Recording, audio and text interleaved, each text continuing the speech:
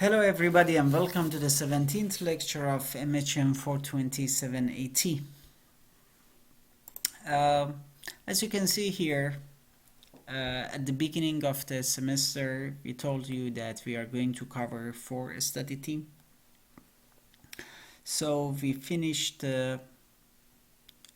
study theme 1, study theme 2, study theme 4. You wrote semester test 1 and semester test 2 on these 3 study themes, and today we are going to talk about our 4th and final study theme, which is heat exchangers. It's like a topic that you are familiar with a little bit more than the previous study themes, I would say, and we are just like going to speak about it, and when we are talking about or solving some examples, we try to mix different concepts and see if we still can solve those kind of problems. For example, what if we have heat exchanger but at the same time we are having some kind of condensation on the outside of the tube. I talked about it, but in practice we are going to talk about it and see how does it work in reality. In this study theme, we are going to speak a little bit about the different types of heat exchangers. We are going to speak the overall heat transfer coefficient. We will analyze the heat exchangers. We are talking about 2 different methods for heat exchangers: log mean temperature difference method and effectiveness or epsilon NTU method, and we'll talk a little bit shortly about the selection of heat exchanger as well. The objective of this study theme is recognize different types of heat exchanger, classify them, develop awareness on fouling or surface, fouling factor, surface, overall heat transfer coefficient, perform a general energy analysis of heat exchanger, and I said we are going to speak about LMTD method, epsilon NTU, and selection will be the last. Different heat transfer application, we know that they require different types of hardware and different configuration of heat transfer equipment. Which one of those equipments is it heat exchanger? So heat exchanger is one of the most commonly used equipment, heat transfer equipment. So we have different types of heat exchanger with innovative designs with different configuration. This figure here shows different types of the simplest basically types of heat exchanger. They consist of 2 concentric pipes of different diameters, which they called the double pipe heat exchanger. One fluid in a double pipe heat exchanger flows through the smaller pipe, while the other fluid flows through the annular space between the 2 pipes. 2 types of flow arrangement, as you can see here, are possible in a double pipe heat exchanger. Figure A shows the parallel and B is the counter. In parallel flow, both the hot and cold fluids enter the heat exchanger at the same point and move in the same direction, while in counter flow, the hot and cold fluids enter the heat exchanger at the opposite ends and flow in the opposite direction. But let's just look, there are other differences, small differences as well. So here is like T cold inlet, T cold outlet, T hot inlet, and T hot outlet. As you can see here, T hot inlet is greater than T cold inlet, Does make sense? Yes, because completely does make sense. Hot fluid will lose heat while the cold fluid will gain heat. So when gaining heat, it means that the temperature will decrease. Also, T hot outlet is greater than T cold outlet, or out, in, out, basically. In cold fluid, this is T hot inlet, T hot outlet, the same. Temperature goes down, but T cold inlet, T cold out. You can see here that T cold out is greater than T, not always, but can be greater than T hot out. Okay, as you can see, like the configuration can play a big role in the performance of heat exchanger. We talked about this double pipe heat exchanger, but compact heat exchangers are another type of heat exchangers. They are designed to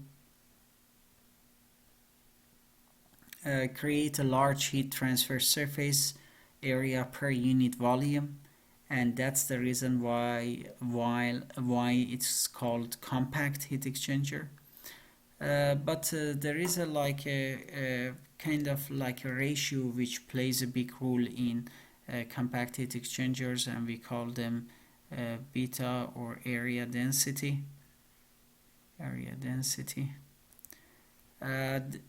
Basically, this beta is the ratio of the heat transfer surface area of a heat exchanger to its volume. And when the beta is bigger than 700, we call it compact, or is basically classified as compact heat exchangers. The best example of compact heat exchanger are car radiators, and the beta of car radiators are somewhere around 1000.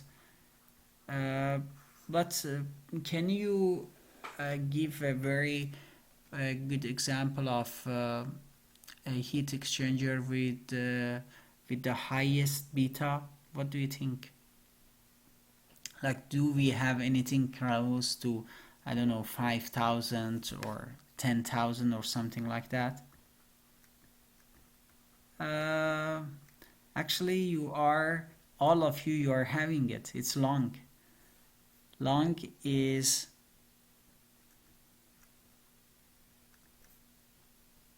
the beta is 20,000. Interesting, no? So you see that the area density of long is maybe it's like 20 times higher than that of a very good car radiator. But since the flow passages in compact heat exchangers are small, the flow can be considered laminar. But of course there are other stories when it's like a micro or a microfluidic. It's like there are different rules, or some of the rules will change. We are not going to talk about it. But regarding these compact heat exchangers, I would like to talk about it a little bit, because normally what we are talking about heat exchangers, we are speaking about big industrial applications, or like cars or stuff like that. But I'm sure all of you are having a PC computer at home. If it's like an i3, i5 previously, like you bought it 4 years ago, 5 years ago, you just like open it, you see that there is a big piece of aluminium sits on top of your CPU, and after that there is a fan on top of that. But what happened is semiconductor uh, industry has changed a lot, and now we are talking about 5 nanometer or 7 nanometer structures that it's coming from TCMS MC, if I'm not mistaken, like a Taiwanese company. So what happened is that now you are they can pack much more transistor on one CPU compared to 4 years ago. Okay, not a big deal. We don't understand anything about it. Why you are telling us? The story is previously, like 4 years ago, 5 years ago, when you bought your PC computer, your CPU would use around 60 to 65 watt. Okay, so what does it mean? It means that your cooling system for your CPU had to have the capacity to remove the 65 watts but of course when we are talking about overclocking, not normal use. But now we are talking about 120 watt if you want to go to i9 or the AMD 500 series. So 100 watt, 110 watt, we are talking about a huge amount of heat that cannot be removed by simply just a block of aluminum and one fan on top of that. So during the last 2-3 years, you most probably you've heard about it or you are using it. Lots of water cooling, CPU cooler or GPU cooler even. That's the reason that we need to talk about a small electronic applications of heat exchanger as well. So heat exchanger is not just about those big pieces of material that you can see in Sasol or big industrial applications, but of course in the daily life in your PC computer, and it's like a very small application as well. Okay, so just keep it in mind. I just wanted to give you some ideas that heat exchanger is not just about big industries. It's about in small electronic devices that you use in your daily life as well.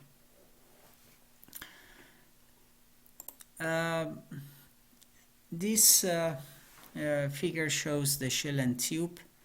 Heat exchanger shell and tube is another type of heat exchanger, and most probably is the most common type of heat exchanger in industrial applications. As you can see, based on this picture, shell and tube heat exchanger contains a large number of tubes, sometimes several hundred, packed in a shell with their axis parallel to that of the shell. Heat transfer basically takes place as one fluid flows inside the tubes while the other fluid flows outside the tube through the through shell. There are some baffles which are commonly placed in the shell to force the shell side fluid to flow across the shell to enhance the heat transfer and to maintain uniform spacing between the tubes. Shell and tubes heat exchangers are further classified according to the number of shell and tube passes involved. So heat exchangers in which all the tubes make one U-turn in the shell, for example, are called one shell pass and two tube passes heat exchanger, as you can see in this figure, section A. A heat exchanger that involves two passes in the shell and four passes in the tube is called two shell passes and four tube passes heat exchangers. Section B. You just need to be familiar with those terms because sometimes we don't just give you the picture, and if we say that one shell pass and two tube passes, don't be confused. You can just like imagine what we are talking about. Okay.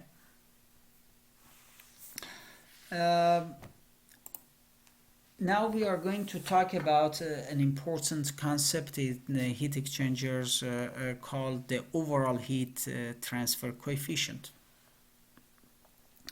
So again, heat transfer coefficient, overall heat transfer coefficient in heat convection heat transfer, we were talking about, or we were concerned about convection heat transfer coefficient because it was difficult to calculate. When we talked about mass convection, we were worried about H mass, and here one of the important factors that we are going to talk about is overall heat transfer coefficient. This figure shows like a typical heat exchanger, which involves two flowing fluids separated by a solid wall.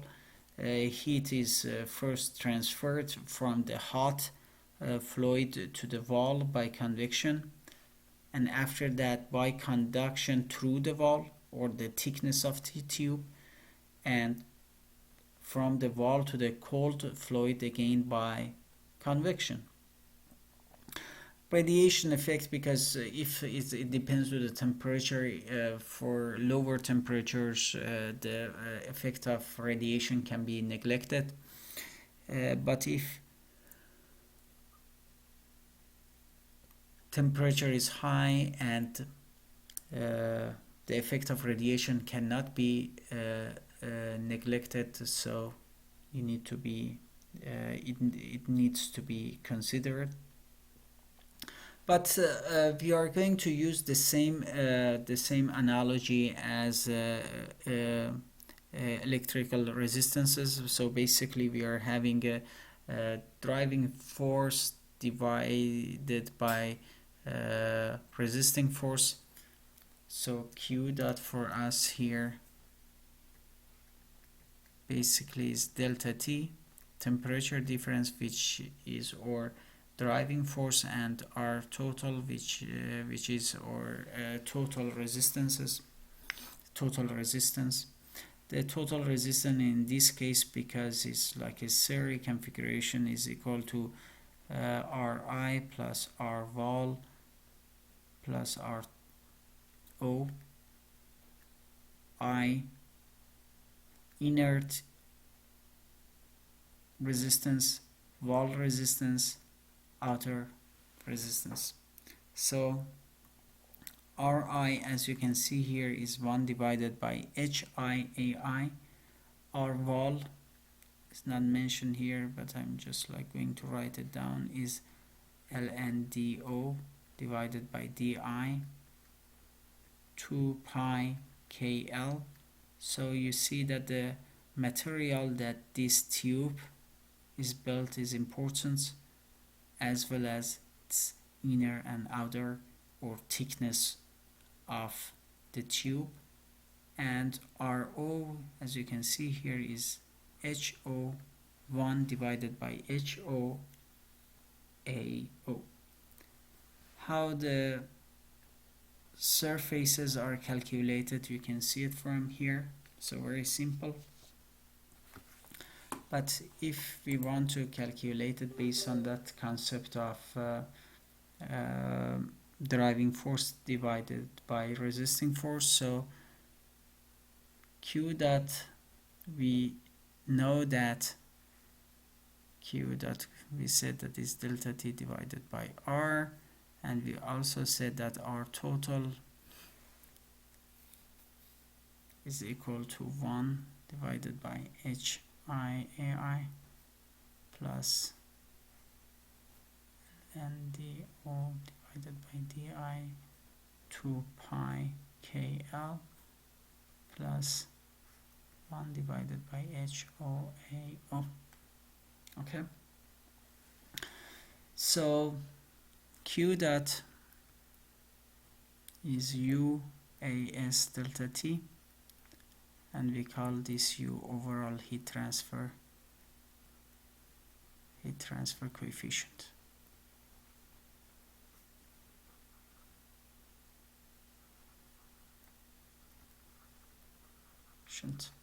If you remember, is more or less like following the same mentality. For convection heat transfer, it was HA delta T. Here is UA delta T. So basically, it's like a the heat transfer coefficient multiplied by A area multiplied by temperature difference.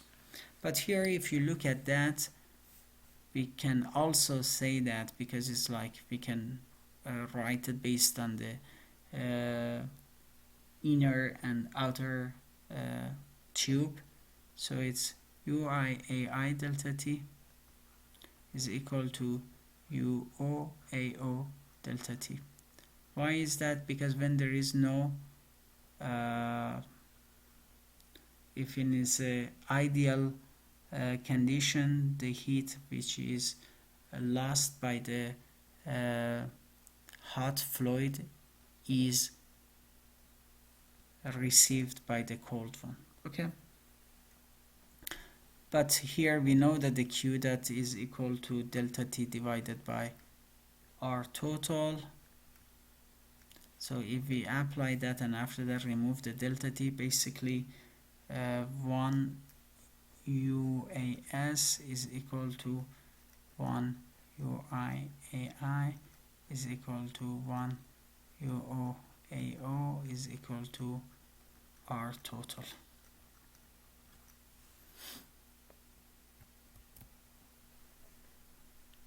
And here U is overall heat transfer coefficients. We are going to talk about it, but I just wanted to introduce that overall heat transfer coefficient to you. Fouling factor is another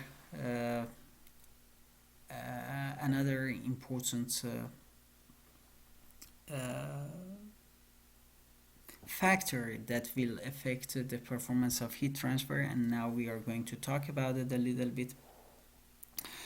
The performance of heat exchanger usually decreases with time as a result of accumulation of deposits on the heat transfer surfaces. But how that layer of deposit decreases the performance of the heat exchangers? It's simple, by increasing the thermal resistance. So then the net effect of those accumulations on heat transfer is represented by something we call it fouling factor. So fouling factor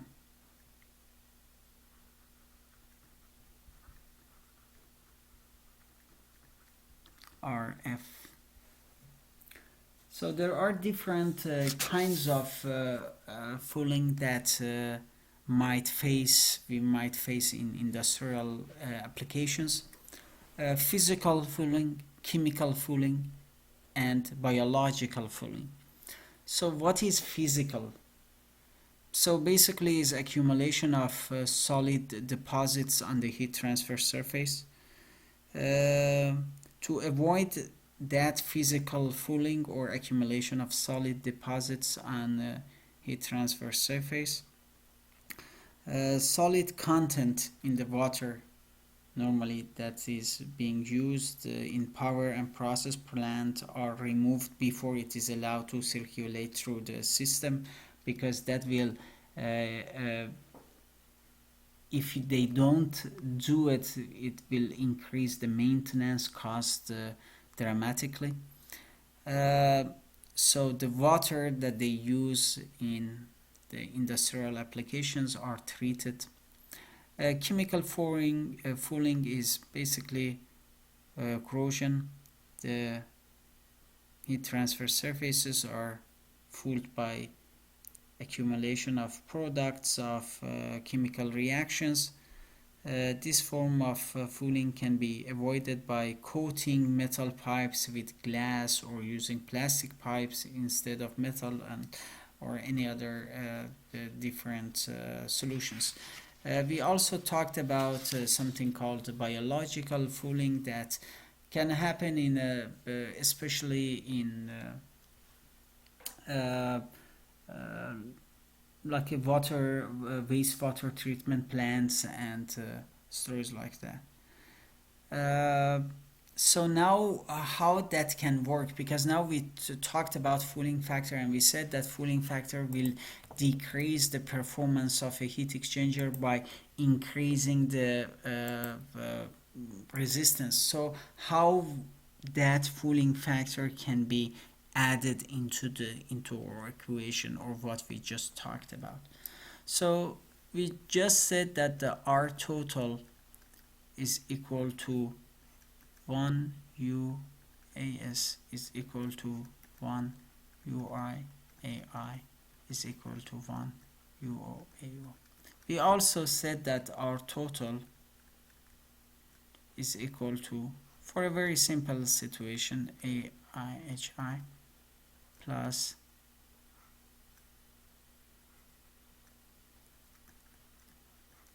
I divided by 2 pi KL plus 1 HOAO.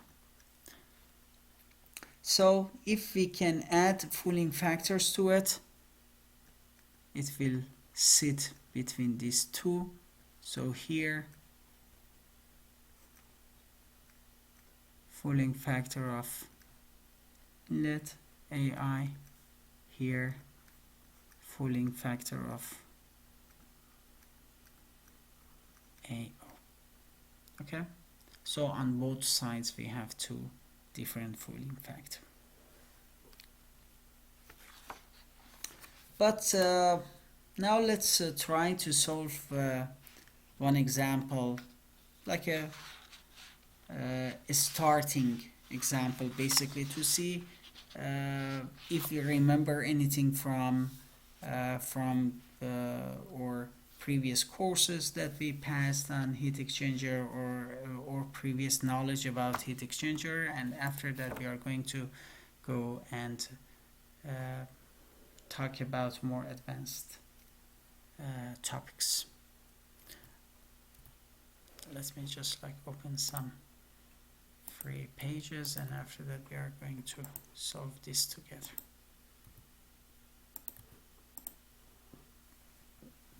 So we are going to solve this 11.26 of your textbook.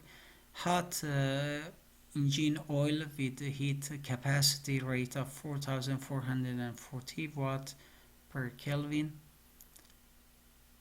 and an inlet temperature of 150 flows through a double pipe heat exchanger. So what kind of heat exchanger we are talking here? Double pipe.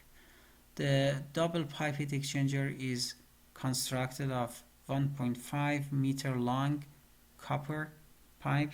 We have the K of the copper thermal conductivity is given 250 watt meter Kelvin with an inner tube diameter. So when we were talking about, there is an inner diameter and outer diameter. The inner diameter is 2 centimeter and outside diameter is 2.25.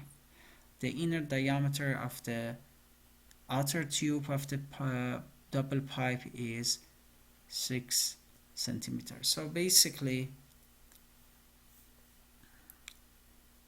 what we are talking is how it looks like. So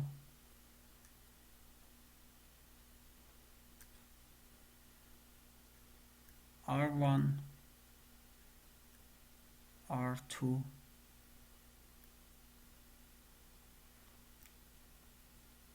R3. So basically R1 2 centimeter, R2 2.25 centimeter, outer tube, the thickness is not given, is 6 centimeter. Oil flowing at the rate of 2 kilogram per second through inner tube. The temperature is given.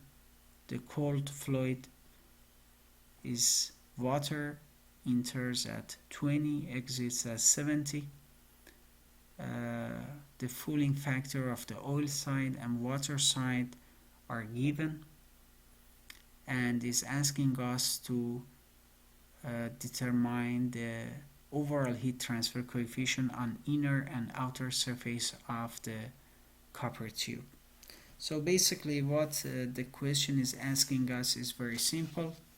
The question is asking what is UI and UO. So it's asking these two, but now we need to just like think how we are going to get to that point. So double pipe heat exchanger, it looks like that we have all the information, the temperatures and everything. So how we are going to first approach it? Let's write the correlation that we just talked about. So if you remember, we said that 1 UAS is equal to IAI plus, because we have fouling factor for both sides, so equation is a little bit more complicated, but it's basically it's very simple, plus fouling factor the outer side plus OAO. Okay, now let's try to see what information we have and what information we don't have. DO we have it, DI we have it, thermal conductivity of the tube, which is copper, we have it, L we have it, pi is a constant. The fouling factors both sides are given, AI and AO we can calculate it, no problem. So the only thing that we don't have is HI and HO, which are difficult because they are convection heat transfer coefficient for the inner tube and the outer. So if we find that one, after that we are more or less, we can say that we are sorted. So let's first start with calculating AI, and after that put all the information that we have. So AI basically is pi DIL, so it's pi 0.02, 1.5 is meter, there is equal to 0.0942 square meter. AO is the same, pi DOL, so it's pi 0.225 meter, 1.5 meter, so it's equal to 0.106. So the I we said that 0.02, the O we said that we have it 0.0225,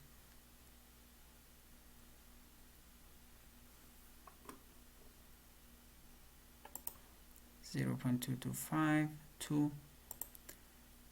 L we said that we have it 1.5 meter.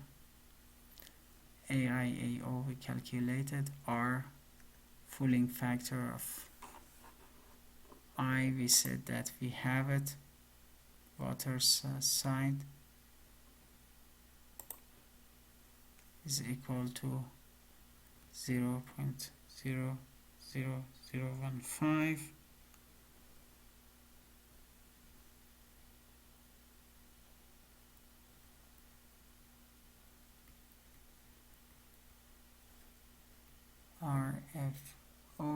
said that again. Here we have it 0.0001 2 Kelvin divided by watt. Yeah, so basically everything is here. Some of them we just like calculated, and the rest they were given. The only thing now is HI and HO. So what do you think, how we are going to calculate that? So basically from my understanding, I think that okay, it needs to be more or less the same mentality that we use. So first we need to calculate Reynolds. Based on the Reynolds, we go and calculate the Nusselt, and after that from Nusselt we calculate the H. So we need to do the same for inner and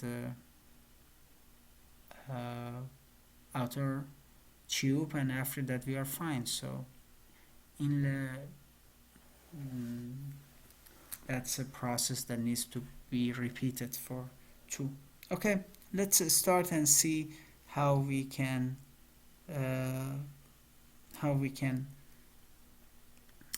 calculate the Reynolds number. So Reynolds, we know that it's very simple correlation. So 0 di divided by mu. So velocity, do we have velocity? Let's see velocity. I don't see any velocity here, because what we have here is oil, and it's 2 kilogram per second. So it's basically is m dot. So we need to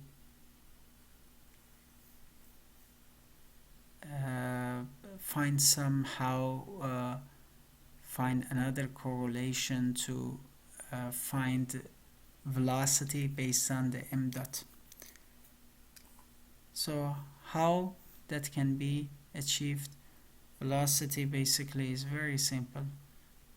For m dot divided by rho pi di to the power of 2.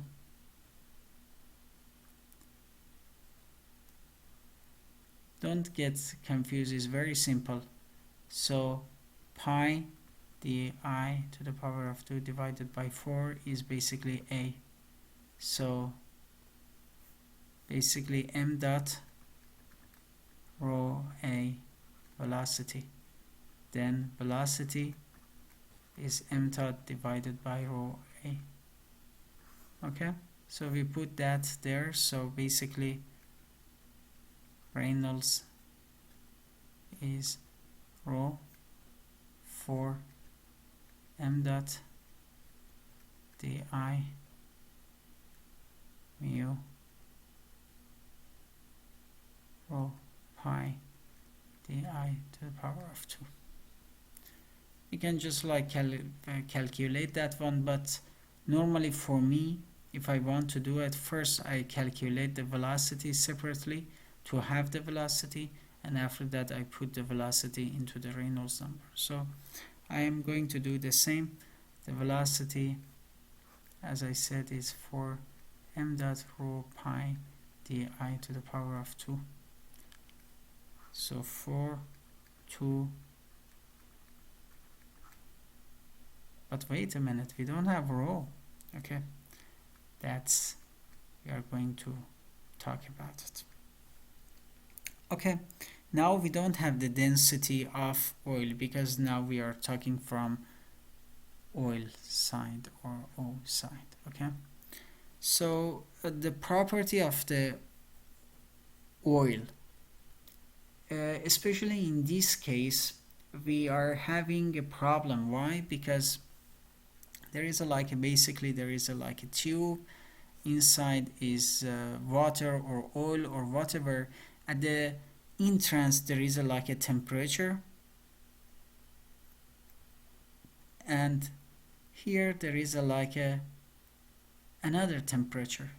At what temperature the property of oil or water should be read? because if we read at the high, like a T hot inlet, it's not going to be really correct. Why? Because it's the highest temperature and we are not going to have it throughout the inside the heat exchanger. The same as T hot and outlet. Why? Because it's the lowest temperature. So it looks like that the best engineering assumption will be average temperature of these two. Okay, so average temperature of those two is saying that inlet temperature of the oil is 150. Okay, how about the outer exits the heat exchanger at 50? Okay, so that's good. We have it. THI is equal to 150. THO is equal to 50. Let me open another page. So basically we go to the table and we read that T average equal to 100. Okay, so if we go to the table, which is table A13, we can find rho is equal to 840 is for oil. We also write the rest of the properties. First, just writing it, and after that see if we need it. We can see where we need those the other properties. Joule, kilogram, Kelvin. K is 0.1367 watt meter Kelvin. O is 0.01718 kilogram per second, and Prandtl is equal to 279.1. Okay, so now we have these properties. Let's see if we go back to this equation, we can find velocity. So velocity will be equal to 7.58 meter per second. Now we have the velocity, so Reynolds will be rho di divided by mu. So basically Reynolds of oil, we are speaking about oil, will be equal to 840 gram multiplied by 7.58 by 0.02 meter divided by this number 0.01718 kilogram meter per second, which will be equal to 7412. Okay, now we calculated the oil Reynolds number. But the other thing is, okay, now we have it, what we can do with it? Can we do and find the Nusselt number? Yes, because we have the Reynolds here, we have the Prandtl is equal to 79.1. So by having Reynolds and Prandtl, if you remember, the majority of Nusselt numbers, basically they were some kind of function of Reynolds and Prandtl. So let's go and see if we can find that right correlation for it. Okay, if you go to your chapter 9 of your textbook, which talks about internal flow, and you see that for Reynolds between 3000 and 5 to 10 to the power of 6, and for Prandtl's between 0.5 and 2000, there is a correlation called Gnielski.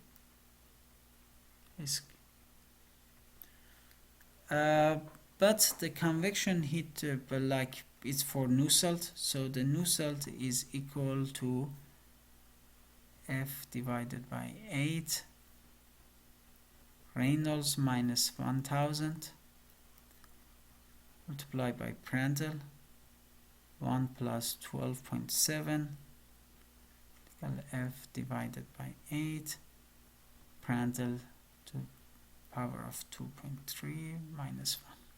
I said that when you are seeing this 12.7 for example behind it, you can't really find the physical reasoning for it. It's based they are semi-empirical correlations, that they are based on the experimental some kind of experiments, and the data collected from experiment, they suggested these correlations. But what is F here? Because we just said that all of them, they are so easy. It's just like you just calculate Reynolds Prandtl, and after that you put in a correlation and you can find Nusselt number, but it looks like that is not the case here. So F here is friction factor, which plays an important role. So again, from the same chapter, we know that the friction factor can be calculated by using this correlation, which is called Petkov, minus 1.64 to the power of minus 2. Okay, so we calculate and we see for oil we have 0.79, Reynolds we calculated 7412 minus 1.64, the minus 2 is like 0.03429. Then Nusselt will be equal to 214.94. Okay, now we found that for the oil part we find the Nusselt number. Now the only thing that we need to find is HO. Okay, now we said that Nusselt is equal to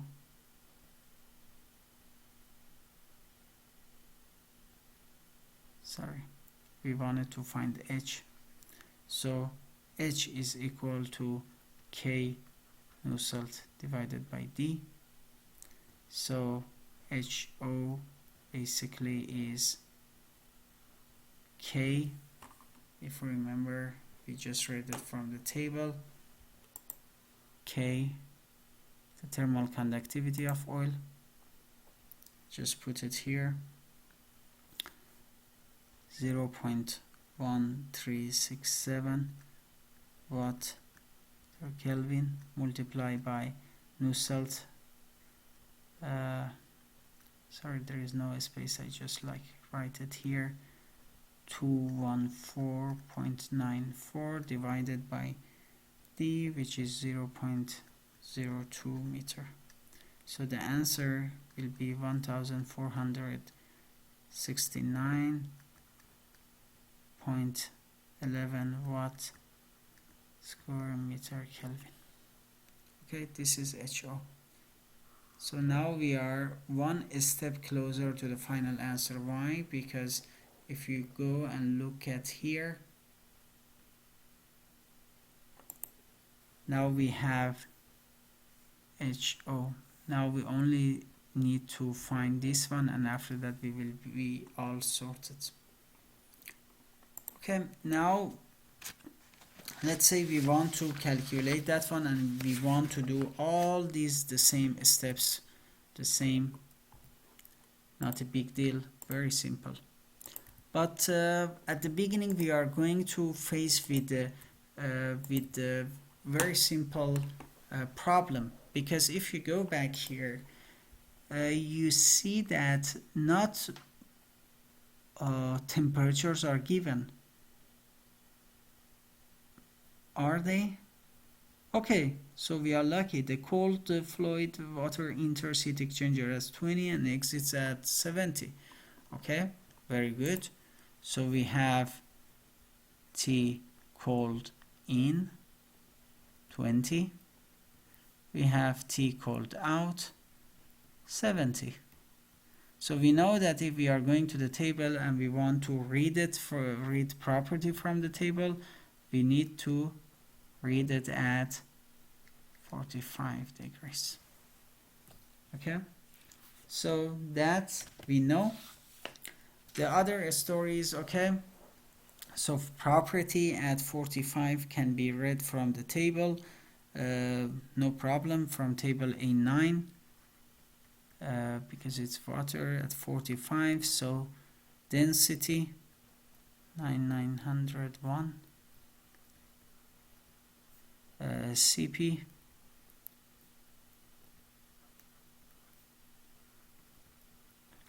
Kelvin, K 0.637 watt per Kelvin. U is equal to 0.596 10 to the power of minus 3 again, and Prandtl is equal to 3.91. Okay, so now we have Prandtl. We need to find Reynolds. So Reynolds, we said that is equal to rho velocity d divided by mu. Okay, but velocity, how we are going to find the velocity, because nothing is mentioned here. We have the m dot of oil, but we don't have any m dot or any velocity for water. So what we are supposed to do, we can't do anything then. It's very simple. So the heat balance, okay, what is heat balance? If you remember previously, we said that for heat exchangers, m dot h cph th in minus th out. If you remember, I said that in an ideal heat exchanger, the heat that the hot fluid is losing is equal the heat that the cold fluid will receive. So it's equal to m dot c. H is for hot, C is for cold. P cold, Tc out minus Tc in. Why Tc out? First, because we know that it's higher than T, the cold in. So basically m dot for the oil, we know that is equal to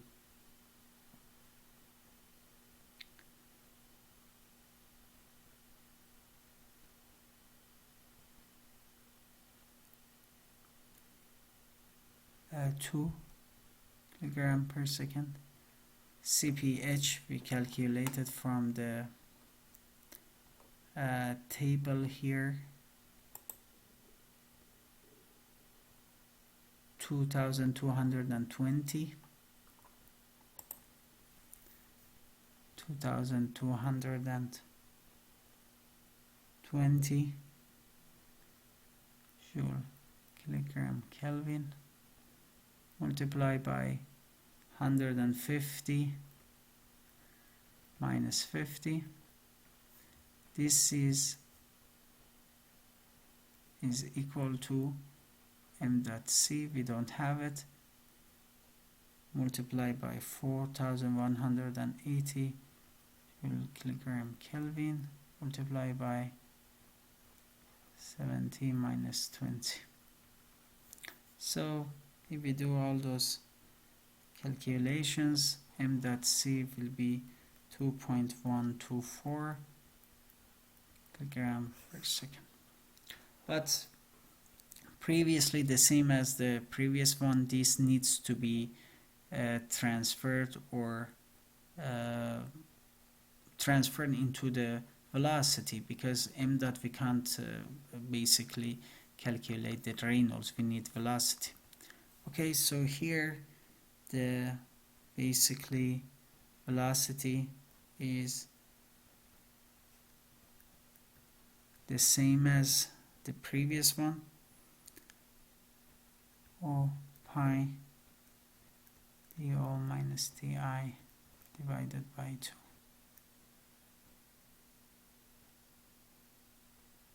Okay, so it will be 4 multiplied by 2,124 gram per second divided by 919 multiplied by 1 multiplied by pi and 0.0375. What we will have is 1.942 meter per second. Now we have the velocity, just like put it in this equation, and 990.1 1.942 multiplied by 0.0375 divided by 0.596, 10 to the power of minus 3 is equal to 20,980. Here is not d, basically is dO minus di. Okay, keep it in mind. But what is dO here? Is 0.6 minus 0.0225. Okay, so why it's like that? If you remember, we had something like this. So it's basically this one, R, the outside of the tube, which was minus R3. So R2 minus R3. But here, so basically it's D2 minus D3. Okay? So now we have the Reynolds number for the water. We have the Prandtl. So we can use the same correlation. Reynolds is equal to 20,980, and Prandtl, we read it from the table, 3.91.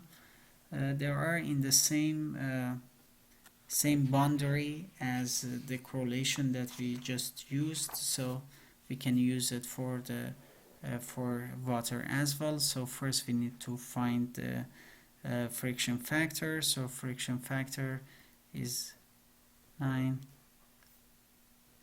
Reynolds minus 1.64 power of minus 2, 79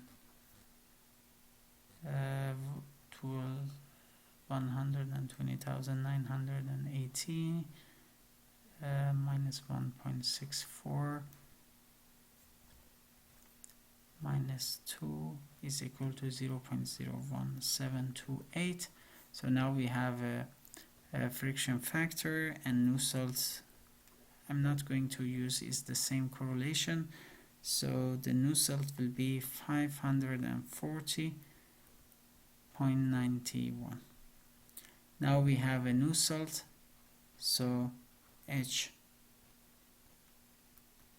basically it will be K Nusselt D I, which basically is 0.075 meter that we talked about. So HI basically will be equal to 9,180 I 0.25 watt square meter Kelvin. Okay, now let's go back to the first equation that we see that we have HI as well, so we have all the information that we need.